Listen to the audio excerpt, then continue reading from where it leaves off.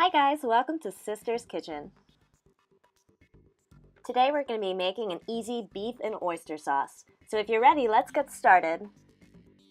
You will need beef, chili, garlic, a lime, soy sauce, mirin, rice vinegar, fish sauce, Sriracha, oyster sauce, sesame oil, peanut oil, Gula Djawa or dark brown sugar, veggies of your choice, rice. Do not forget the cornstarch, otherwise your meat's going to be horribly dry. You'll need a spatula, a slotted spoon or a strainer spoon, a rice cooker, a wok, a strainer and a heat-proof bowl, and something to keep your oil in. So we're going to start with our beef, and I like to take it out and just blot it dry so that it's easier to work with. What we're going to do is just cut a chunk off, turn it on its side, and then cut it into a couple millimeter thick pieces so that they're really nice and thin and cook quickly and evenly.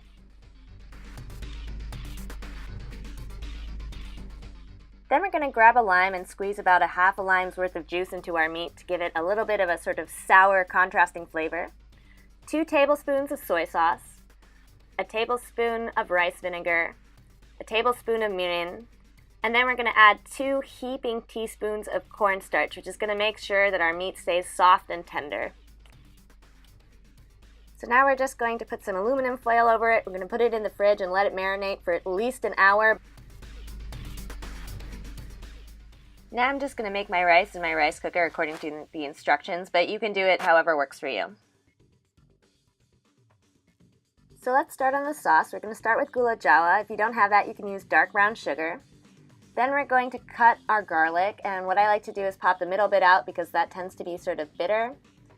And then I just go in and cut it horizontally first, and then vertically again so that we get a lot of really nice small little bits so that you don't end up biting into large chunks of garlic when you're eating.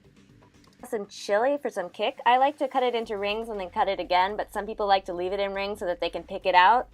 As always though, do what you like and make it your own. So we're just going to take a quick look at our beef here, and what we want to see is that all of it has sort of marinated well and that it's taken on sort of the color of what we've marinated it in.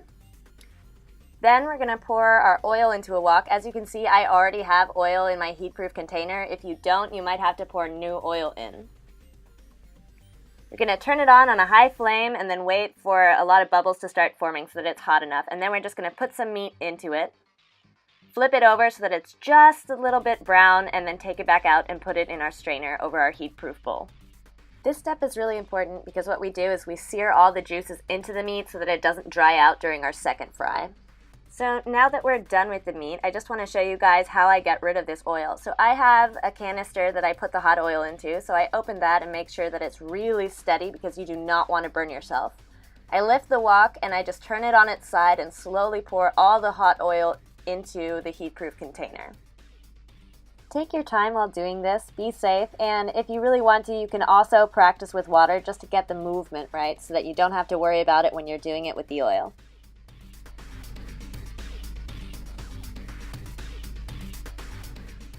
So now we're going to put some peanut oil in our wok, turn the heat all the way to high, and add a little bit of sesame oil as well.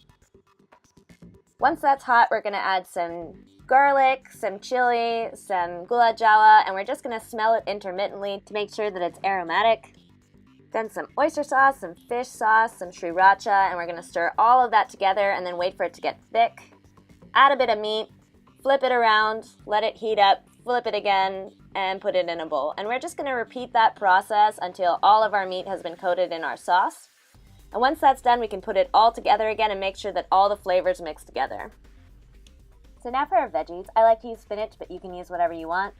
I add some peanut oil, some sesame oil, some garlic, and some Gula Djawa. I leave the chili out for the veggies.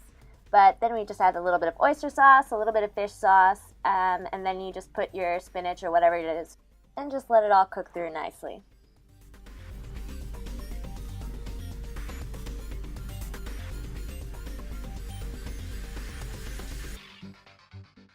I always reheat the meat at this point just to make sure that it's really hot when we go to assemble our dish.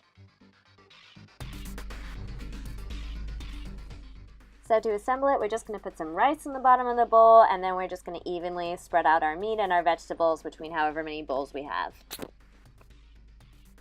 So here's our final product. As you can see, we've got a really nice, glossy, soft beef in oyster sauce, a little bit of veggies on the side, and it's just a really nice and easy bowl that you can serve to pretty much anybody.